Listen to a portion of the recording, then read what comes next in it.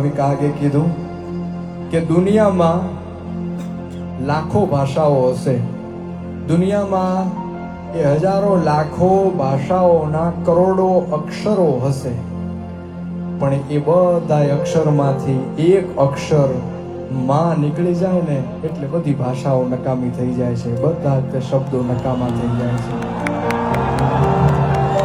કોઈ કન્હૈયાનું ભક્ત હોય, કૃષ્ણનું ભક્ત હોય તો એને 3 અક્ષર તો બોલવા જ પડે. ત્યારે ભગવાન આવી ઉભો રે, કનૈયા કનૈયા બોલે ત્યાં ત્રીજો અક્ષર પતે નો પતે ત્યાં ભગવાન પોતે આવીને ઉભો રહી જાય. પણ એને 3 અક્ષર તો બોલવા પડે. કોઈ ભગવાન રામનું ભક્ત હોય તો એને 2 અક્ષર બોલવા પડે, રામ.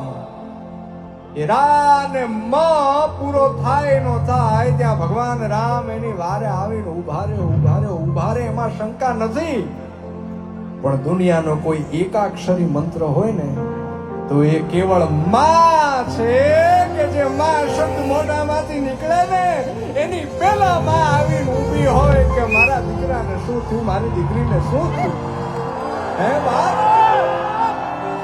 કોઈ દુઃખની આડી ઊભી રહી જાય, ગમે એવડી મોટી મુસીબત હોય એની આડી ઊભી રહી જાય. એ મને અને તમને જન્મ દેવા વાળી મારી અને તમારી જનેતા છે, માં છે. એના માટે થઈને કવિ કાગે કીધું કે આખો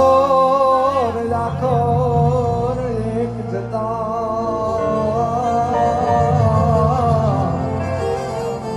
મને કરોડોના આખર કામના. ભલે ને કરોડો અક્ષર હોય દુનિયામાં, પણ મારા માટે નકામું થઈ જાય બધું માં નીકળી જાય એટલે. કારણ કે મોઢે બોલું જો ને માં,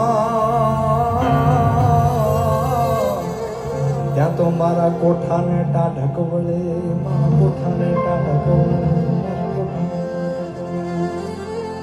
તો સુકામાં સુવાડે મિલે પોડી પોતે, પીડાબા મુકુંદે તને સ્વાદ થોતે. મને સુખ માટે કટું કોણ ખાતું, મહાહેત વાળી